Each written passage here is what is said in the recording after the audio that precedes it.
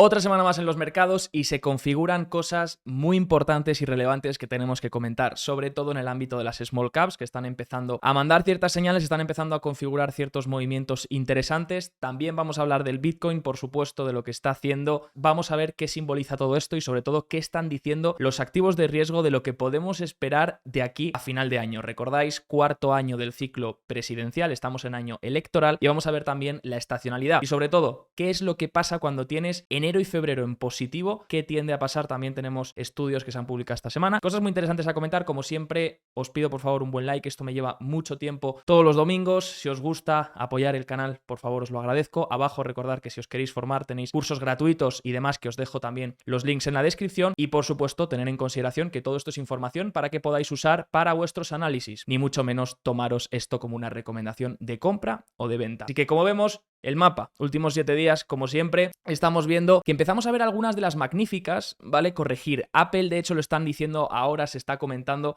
que es el canario en la mina, ¿no? Sabéis cómo es indicador que puede alertar de algo peligroso. Apple lleva ya unas cuantas semanas corrigiendo. Si veis el gráfico, además, pinta más feo que el resto de las magníficas. Google, Alphabet, que ha empezado a corregir también, bueno, viene haciéndolo más bien desde earnings. Y en cambio luego tenemos un poco de divergencia entre las magníficas, ¿no? Porque si todas las magníficas estuviesen cayendo, que al final son las líderes de este rally, por supuesto, sería una señal peligrosa, ¿no? Si las magníficas, que han sido las líderes, empiezan a girarse drásticamente, eso es una señal de peligro. Pero estamos viendo que Meta, por ejemplo, está aguantando bastante bien, está rompiendo un nuevo máximo, de hecho, el pasado viernes. Nvidia también está en máximos y también lo está haciendo Microsoft muy bien. Incluso Tesla, que era la que más atrasada estaba, está empezando a recuperar. Entonces empezamos a ver cierta divergencia en las magníficas, que es algo normal. Es algo normal porque ya las líderes empiezan a trasladarse, esos flujos empiezan a trasladarse también a otros sectores que no han sido los líderes. Destacar que los semiconductores, por supuesto, siguen liderando y lo siguen haciendo en unos niveles bastante espectaculares. SMCI, de hecho, ha sido añadida el viernes al cierre, se comentaba, se daba la noticia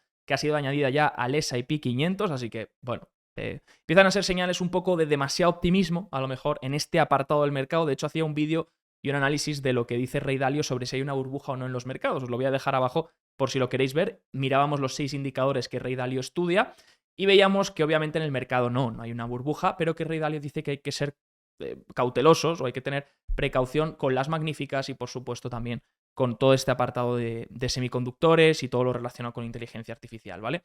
Así que, bueno, mientras tanto seguimos viendo la estacionalidad.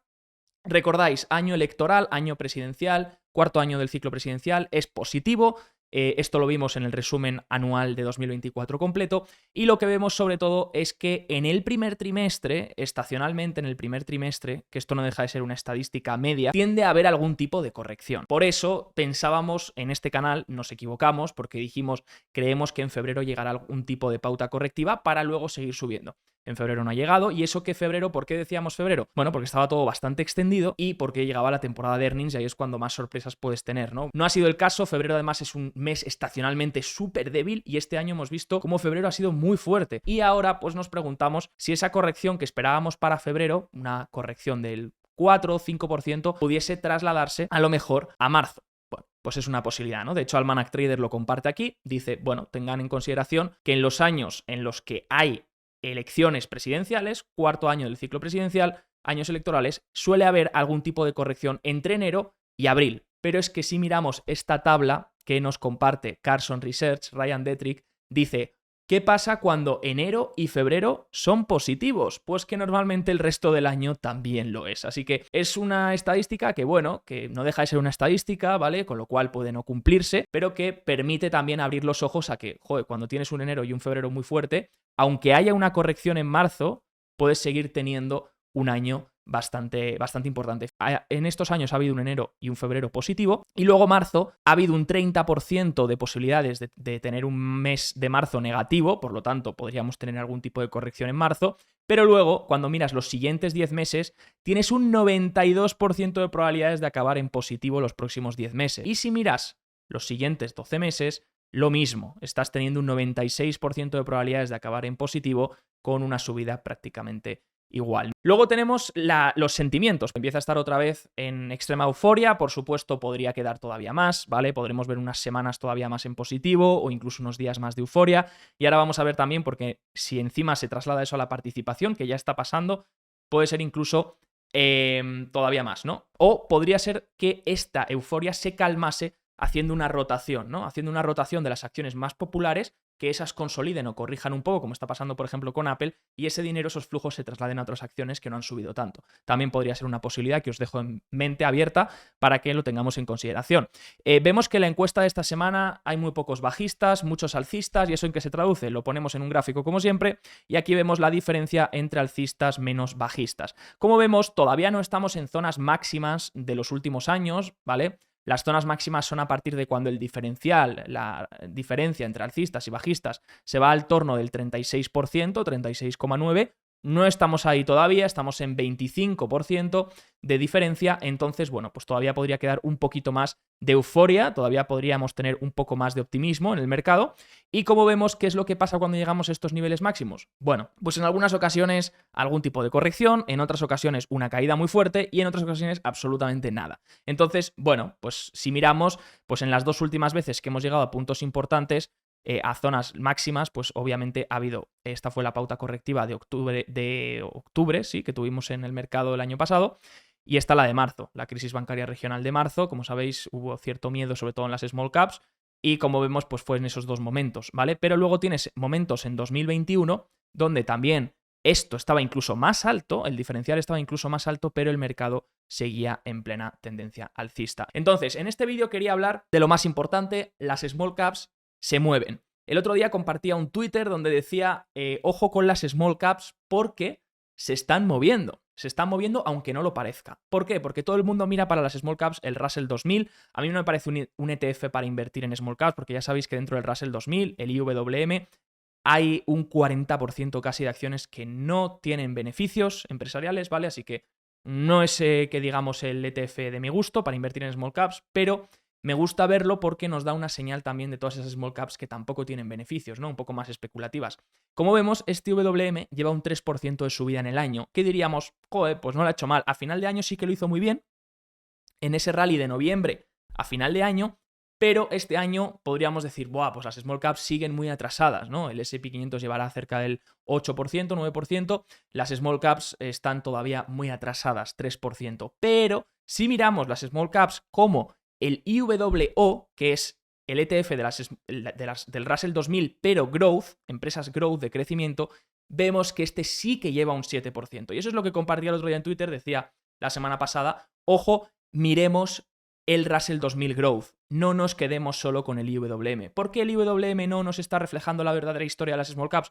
Porque no solo tiene un 40% de acciones que no tienen beneficios, porque esas también las podemos encontrar en el IWO, sino que tiene un 19% en banca regional. Fijaros, el ETF de banca regional, este es el conocido KRE, que lo habréis conocido con la crisis bancaria, y como veis, el ETF de banca regional sigue cayendo desde principios de año. Esto está limitando mucho al IWM a conseguir subir porque tiene mucho peso en banca regional, el Russell 2000, mientras que el IWO no tiene prácticamente peso en banca regional porque en el growth no hay prácticamente empresas financieras. Fijaros, el IWO, que lleva rompiendo, aquí es cuando más o menos compartí el tweet, cuando veía la rotura, fijaros que ha roto ya esta consolidación que llevaba haciendo desde finales de 2022 tras la caída, y la está rompiendo, pero es que la ha roto ya y ya se está empezando a alejar bastante. El IWM, en cambio, el viernes pasado, este viernes, es cuando ha intentado romperla, ¿vale? Ha vuelto a intentar romper esa zona este viernes. Sí que es verdad que no ha terminado de cerrar del todo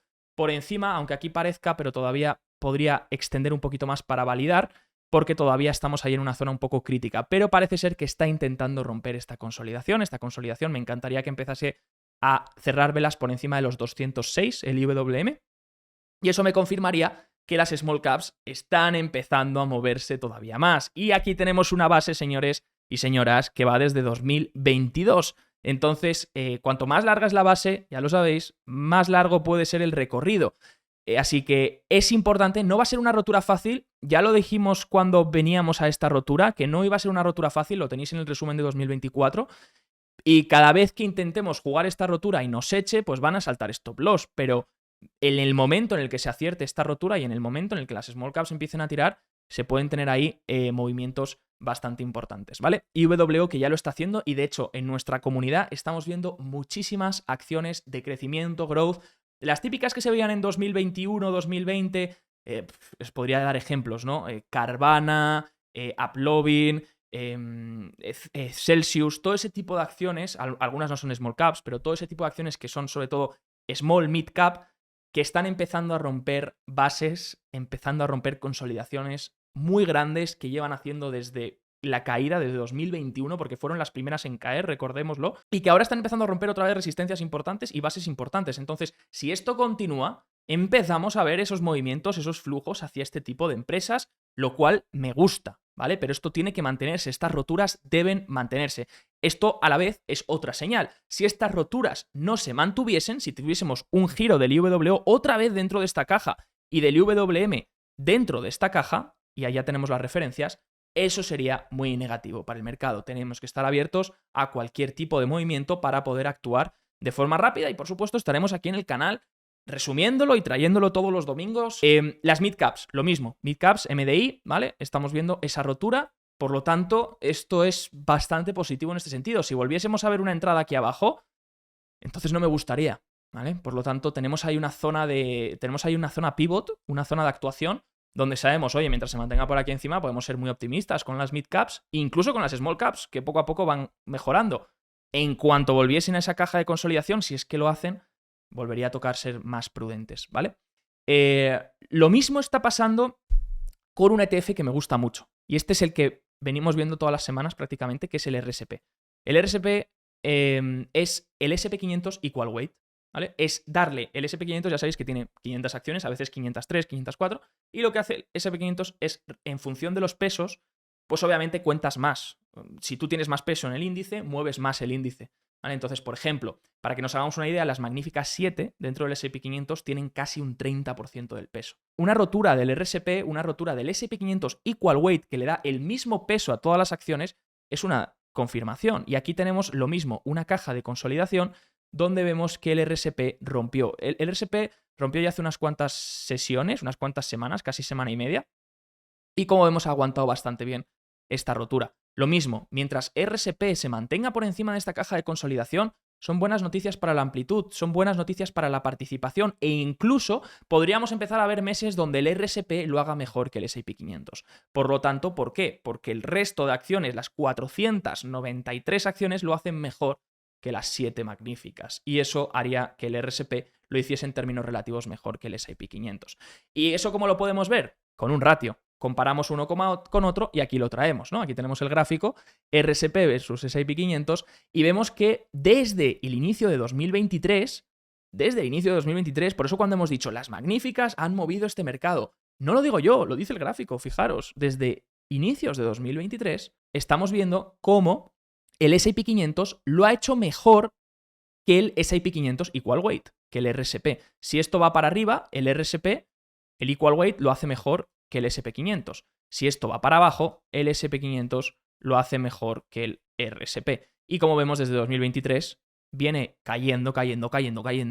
Y sí que tuvimos una ventana temporal en este soporte, fijaros, porque este es un soporte importante, ¿eh? Poco se comenta, pero este es un soporte importante. Fue el de 2008 y 2009, 2020, y es el soporte en el que se ha topado ahora el ratio, ¿vale? Y fijaros que hubo una ventana temporal de este soporte entre noviembre y enero de 2024, noviembre de 2023 y enero de 2024, que fijaros el pedazo de rebote que hubo.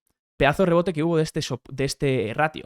¿Esto cuándo fue? Cuando el IWM a finales y el RSP a finales de año subían fuertemente y luego consolidaban un tiempo. El IWM lo muestra mucho mejor. Subida fuertísima entre noviembre y finales de enero y luego consolidación, que fue cuando volvió el ratio otra vez a irse para abajo.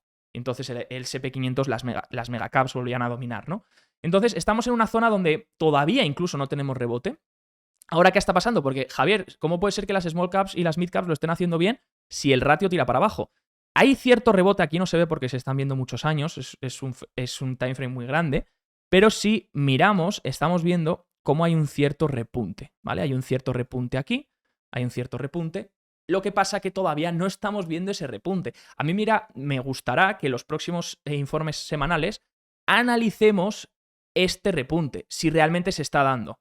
Si realmente empezamos a ver un repunte y que realmente sea un posible cambio de tendencia como fue aquí o como fue aquí, que no sea simplemente un rebote como hemos visto aquí o aquí, porque ya sabéis que cuando hay un rebote, luego la caída es mucho mayor, ¿vale? Y volverían otra vez las megacaps a dominar. Y eso sería perjudicial para las pequeñas y medianas. Por eso, como vemos, muchas cosas que tenemos que estar atentos, no solo al ratio, viendo cómo se comporta y si realmente ese rebote empieza de forma constructiva a ser un cambio de tendencia, sino que también veamos que las midcaps, el RSP y las small caps, tanto el IWO como el IWM, se mantienen por encima de esta caja. IWM que todavía tiene que romper un poquito más al alza para confirmar que se escapa de esta caja de consolidación, IWO que ya lo ha hecho, midcaps MDY que también y RSP que también. Entonces podemos ir vigilando esas cosas.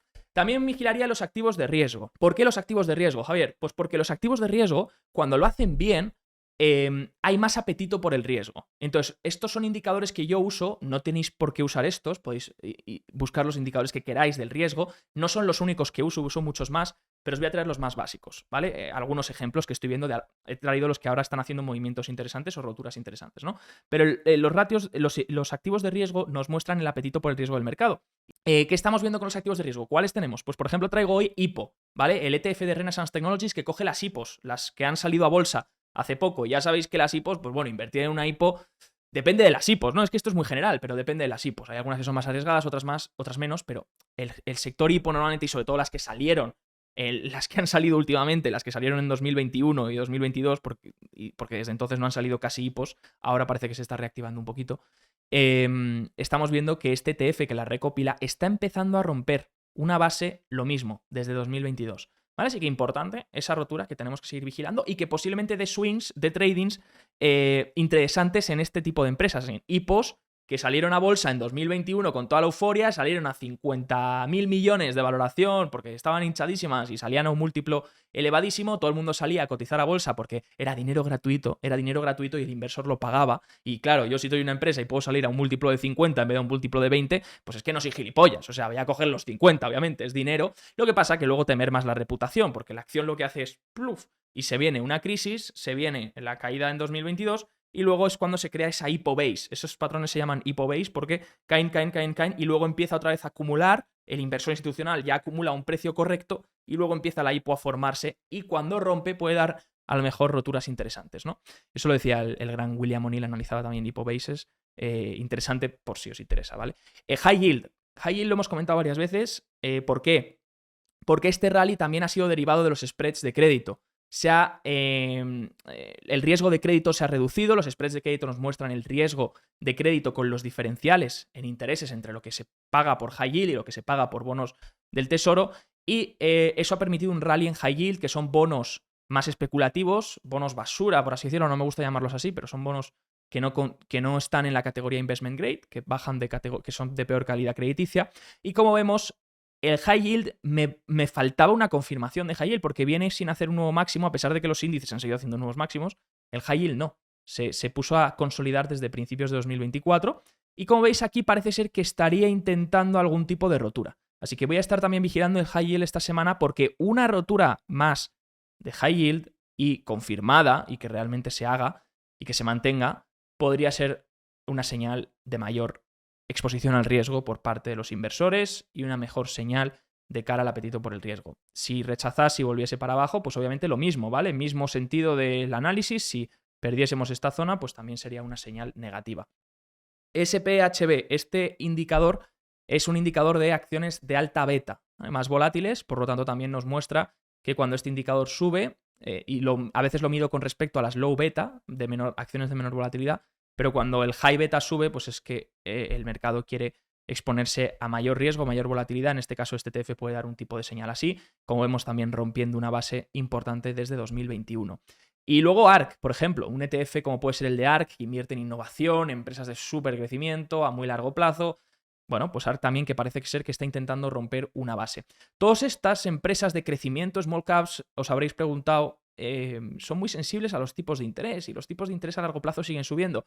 Y es verdad, si los tipos de interés a largo plazo volviesen a dar un tipo de sorpresa y subiesen más, ahora llegan un tiempo consolidando en la zona del 4%, pero si el 10 años, pero si volviesen a subir más, podrían dar peligro para este tipo de activos. Lo que pasa que sí que he notado una cosa, y es desde hace unos meses, un mes y medio más o menos, los tipos de interés han seguido marcando nuevos máximos en lo que viene a ser 2024, rebotando, Y las small caps no marcaban nuevos mínimos, empezaban a ser mucho más resilientes a esas subidas de tipos de interés. Parece ser que se están poco a poco desconectando de esa relación que vimos en 2022, igual que por ejemplo el oro. Otro indicador me gusta mirar sector cíclico versus sector defensivo. Y como estamos viendo, esto ya os lo compartí, este gráfico os lo traía hace unos cuantos informes semanales, veíamos que tocábamos esta zona en el ratio de cíclicas contra defensivas y veíamos que si este ratio se aguantaba podríamos tener otra extensión de las cíclicas con respecto a las defensivas. ¿Qué quiere decir esto? Que las cíclicas,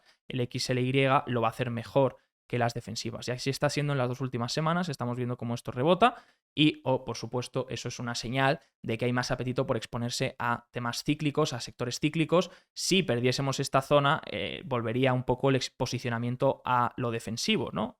Y eso pues podría ser una señal de que el mercado se está cubriendo ante un posible escenario de risk-off, de salida de riesgo. Pero vamos, tampoco seguiremos observando para ver qué más pasa. Bueno, el Bitcoin, ¿vale? Importante el Bitcoin. Quiero recalcar por qué el Bitcoin está subiendo. Recordemos lo que dijo Michael Howell, ¿vale? Una de las personas que sigo en cuanto a liquidez. Creo que él trabajaba en Salomon Brothers, es donde trabajaron durante años ese tema de la liquidez, ese proxy de liquidez.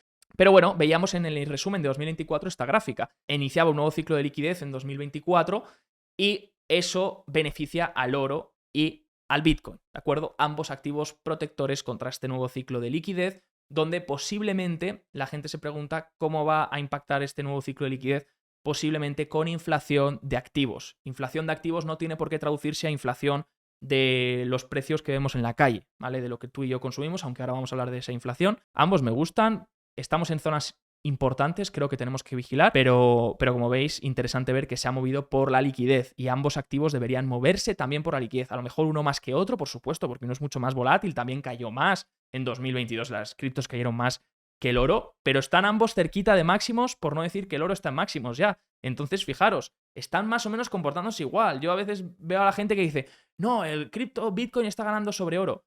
No, amigo, Bitcoin está cerca de máximos, al igual que lo está el oro. Me puedes decir, sí, pero Bitcoin ha subido un 100%. Bueno, ya, pero es más volátil, también te puede bajar un 80%. El oro no te va a bajar un 80%. Entonces, ahí entran un poco las discusiones, ¿no? Entre oros y Bitcoins, pero para mí son activos completamente diferentes que completamente se pueden llevar ambos en cartera. No entiendo por qué hay tanta discusión. Bitcoin, fijaros, las roturas de bases, ¿vale? Veo gente asustada. Ostras, cuando llega a máximos Bitcoin hay que vender. Si llega a máximos, esto lo aprendí de William O'Neill, cuando un activo rompe máximos históricos es bastante alcista. Sería al revés, o sea, sería cuando el activo empieza a bajar, sería cuando hay que preocuparse. Pero cuando rompe máximos históricos, si mantiene esa rotura, te marca una zona de pivot, te marca una zona límite. Y claro, si te mantienes por encima de esa rotura, es alcista. Cuando ya pierdes esa rotura, pues entonces te vuelves bajista. Pero mientras se mantenga por encima de esa rotura, es alcista y de hecho es cuando se vienen los movimientos más eufóricos, ¿vale? Para mí, mientras mantenga 53 por encima de 53.000, obviamente es un soporte que está un poco lejano, pero es que también el movimiento ha sido muy vertical. Mientras mantenga por encima de 53.000, no le veo ningún problema. Si perdiese los 53.000, entonces ya habría que reconsiderar una corrección un poquito más elevada. Pero 53.000 me parece una zona que incluso buscando ese apoyo, que a lo mejor ni siquiera va hasta 53.000, lo dudo, todavía incluso podría mantenerlo, ¿no? Vamos a ver si hay rotura pronto. Si hay rotura, para mí sería muy positivo para el Bitcoin.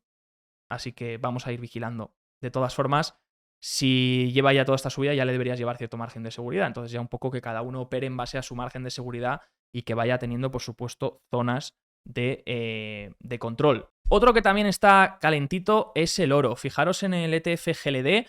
Este es el máximo de 2011, la base, una consolidación bastante grande, obviamente, desde 2021, que fue cuando se vio 2020, que fue cuando se vio el máximo en el oro. Y atentos por si empieza a escaparse el oro, empieza a hacer esa rotura confirmada, empieza a escaparse, pues sería muy positivo. Datos macro. Divergencia en el PMI manufacturero, ¿vale? El PMI manufacturero se ha vuelto a contraer en el ISM, pero en el DSI Global, que son proveedores distintos, ha subido. Lo cual, bueno, ¿por qué ha pasado, Javier? No tengo ni idea. Uno está diciendo una cosa, el otro está diciendo otra. Ya sabéis que hay veces que hay divergencias que luego se acaban corrigiendo. Ya hubo una divergencia con el PMI también del S&P 500 que subió mucho y luego se alineó al del ISM, ¿vale? Lo mismo aquí, hubo una divergencia y luego se alineó al del ISM. Entonces vamos a ver si luego se alinea al del ISM y resulta que el del ISM tiene razón y se ha vuelto a contraer la actividad en el sector manufacturero que ya realmente sigue en contracción, ¿vale? ¿Serían cuántos meses lleva en contracción? 16 meses por debajo de 50. Por lo tanto, se contrae en el último mes. Lo que ha sido bueno, dentro de lo malo de esta contracción, es que los precios han bajado 0,4, ¿vale? Entonces los precios no están incrementando en la parte manufacturera, pero donde realmente importan los precios es en el PMI de servicios, porque los precios están rebotando en la parte de servicios, no en la parte de bienes de consumo. Entonces, verificaría esta semana qué es lo único que puede llegar a fastidiar la semana o qué catalizadores hay importantes. El PMI de servicios, y me fijaría en la categoría de precios, ¿vale? Es el que más voy a prestar atención, y también, por supuesto, el dato de empleo, ¿vale? El dato de empleo para ver cómo sale el empleo. Mientras tanto, hemos tenido dato de PCE esta última semana. PCE es la inflación favorita de la Reserva Federal, baja al 2,4%, el PCE general, y al 2,8% el core. Parece ser que han salido exactamente como se esperaba, por eso en el mercado no hubo sorpresas y por eso el mercado se lo tomó de forma positiva, porque el CPI sorprendía al alza, el de los consumidores, y entonces esperaba una sorpresa en el PCE, pero no se ha dado esa sorpresa en el PCE y por tanto eso permitió que las bolsas se lo tomasen de forma positiva. Pero las bolsas no estaban mirando muy de cerca, o a lo mejor sí, pero no les ha importado tanto, y es que la medida supercore del PCE, aunque el PCE general haya salido bien, si miramos la parte supercore, la medida supercore lo que hace es coger solo la medida de servicios subyacente y le resta la vivienda. Como veis, esta rebota a 0,59% en el mes, 0,60 casi en el mes. Ahí tenéis el pedazo de rebote que se ha marcado este mes, y como veis, la mayoría derivado, por supuesto, de servicios. Servicios es lo que hace que el core del supercore, la medida supercore, esté rebotando. En términos anuales, fijaros, incluso rebota con respecto al mes pasado.